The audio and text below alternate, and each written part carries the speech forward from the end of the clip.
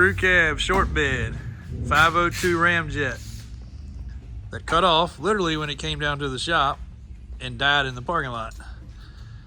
Thankfully it did, because it gave Brian something to do because he didn't have anything else to do. Yeah, nothing to do. Just stand around anyway. Yeah, he was bored, but it died in the parking lot because of a pinched wire to the one fuel tank that worked. They never would have gone into doing all this or even knowing about this until we started checking a little further to realize that the two tanks did not work properly. One tank had what? Blazer tank, and the other one did not even have a pump. So it had that to hold the fuel from splashing out, but it had nothing to pump because with a fuel injected motor, it won't run without pumping to it. It won't pull from anything. So both tanks down, exhaust had to come out. You can see all of the bits and pieces of connections and wires and butt connectors. Then all of this here.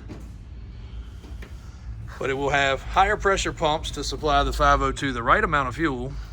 It'll have nice connections. What's your connection look like? Yeah. Nice ground, nice connections. All the wiring is tucked up on top of the frame. Also getting this on the rack was able to see the undercarriage was in pretty good shape. It does need some repair on the parking brake cable there that was rushed a little bit. Doubler transfer case, twin stick. 400, right? Yep, 400. We'll go make Johnny strip all the copper out of those. Yeah, we recycle that stuff here. So here in here somewhere was the, where's the little switcher valve at? The wiring. Oh yeah, there's what's left of that.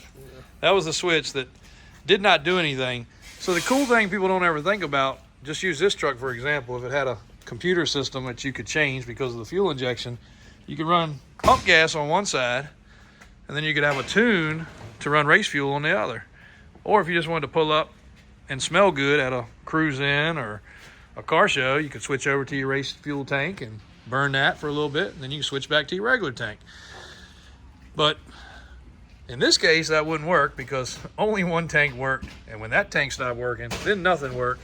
Then it sat in the parking lot. So unfortunately, this is what happens, and has led to a full day's worth of work, just cleaning up wiring, plumbing, fuel lines, connections. But you'll be able to hit the switch in the cab and have a left tank, right tank. It'll have the right pressure sent to the motor, and all that extra crap won't be in the way any longer. So the little touches and little details that obviously every truck doesn't get done, but a crew cab short bed big block that's in this good of shape obviously deserves all the little finishing touches to make it right. So there's that one. All kinds of pieces and parts. Hopefully it will run again and we'll be able to do something with it. We'll be up for sale soon.